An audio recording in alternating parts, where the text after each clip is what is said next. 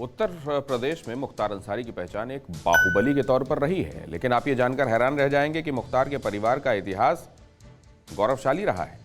मुख्तार के दादा और पिता स्वतंत्रता सेनानी थे, लेकिन उसी परिवार के वारिस मुख्तार पर हत्या, लूट और अपहरण के मामले दर्ज हैं। आखिर ऐसा क्यों हुआ, ये पता लगाने के लिए TV9 भारतवर्ष के रिपोर्टर अभिषेक उपाध्याय ने मुख्तार के बड़े भाई अफजाल अंसारी से बातचीत की।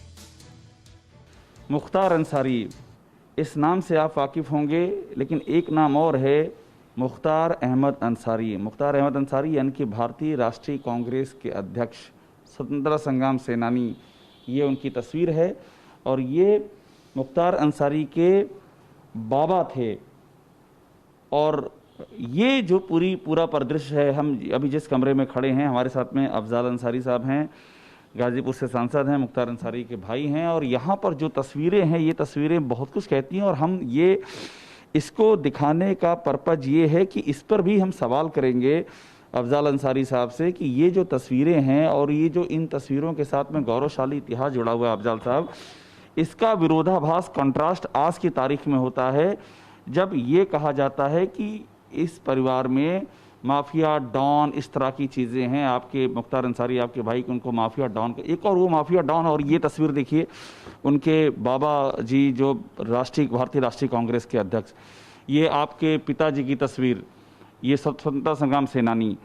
तो ये जो विरोधाभास है, इसके बारे में कुछ आप बताएंगे? एक और स्वतंत्रता संग्राम, एक और माफिया डॉन। देखिए, आप जिस शब्द से चाहे संबोधित करें, आपके पास विशेषाधिकार है।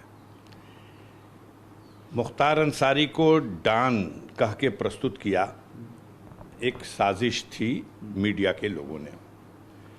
जो विरोधी राजनीतिक लोग हैं, उन लोगों ने उनकी छवि खराब करने के लिए इस तरह के नाम उनको दिए। मुख्तार मुझसे 10 साल छोटा है। जब हम अपनी शिक्षा पूरी करके राजनीति में आए तो हमें अपने गौरवशाली इतिहास का पता था।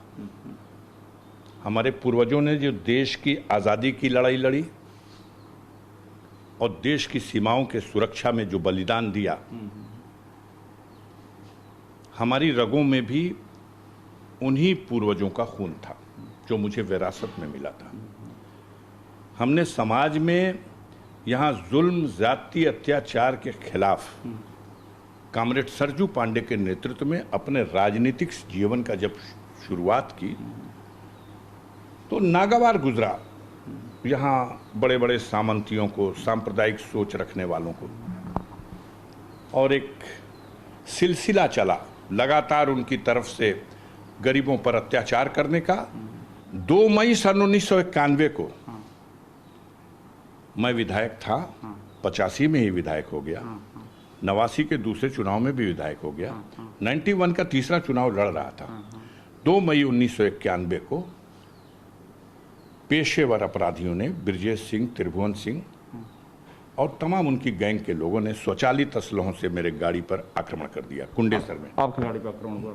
अब यही मेरा सवाल है कि एक और ये आपकी विरासत, दूसरी और मुकदमे, हत्या, किडनैप को आप कैसे मिटा सकते हैं? नहीं, मैं कुछ और कह रहा हूँ। दूसरी बार जो मुकदमे हुए हैं, प्रस्तुत की जा रही है, उन पर उसमें मुकदमे भी हैं, हत्या के, किडनैप के। लेकिन आप यह बताइए, जो झूठा आप आरोप लगा के मढ़ेंगे, मुख्तार 25 अक्टूबर 2005 से जेल में है। हमारे परिवार में 12 लोग हैं जो स्वतंत्रता संग्राम सेनानी हैं। तस्वीरें हैं, उन्होंने जीवन के बलिदान दिया। आइए दिखाते हैं। देखिए, अब्दुल अजीज अंसारी, ये है उमर अंसारी। अब्दुल अजीज अंसारी वही हैं जो ये हैं हामिद अंसारी साहब, उपराष्ट्रपति, इनके पिता। ये हैं डॉक्टर शौकतुल्ला अंसारी, ये हैं फरीदुल हक अंसारी। ये सब जेल खटे हैं देश को स्वतंत्र कराने के लिए। स्वतंत्रता संग्राम में एक परिवार के उत्तर प्रदेश में आप दिखाइएगा जिसमें 12 लोग हों जिन्होंने अपना जीवन समर्पित कर दिया देश की आज़ादी के लिए, सीमाओं पर बलिदान दिया।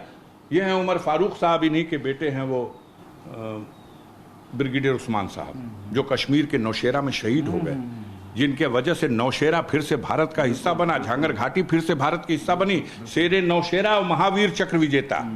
हम आतंकवादी हैं? हमारी छवि को गलत तरीके से प्रस्तुत करिए। जनता में आप चाहे जो कह लीजिए, अपने दिल में खुश हो लीजिए। योगी खुश हो लें, मोदी खुश हो ले। मोदी भी आते हैं मुख्तार के खिलाफ वोट मांगने, जीतता है टन से, वोट जनता देती है। एक आपसे आखिरी सवाल, और ये आखिरी सवाल भी इन्हीं तस्वीरों को लेकर के, ये बहुत ही गौरवशाली इतिहास है जो हम ये देख रहे हैं और ये सामने आना चाहिए, हमारा पर्पज यही इसको दिखाने का।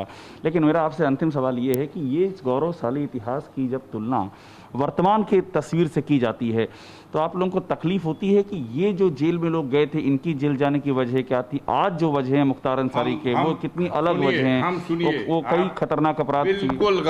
बिल्कुल गलत प्रस्तुत करने का तरीका। मुख्तार अंसारी सजा याफ्ता अपराधी नहीं है।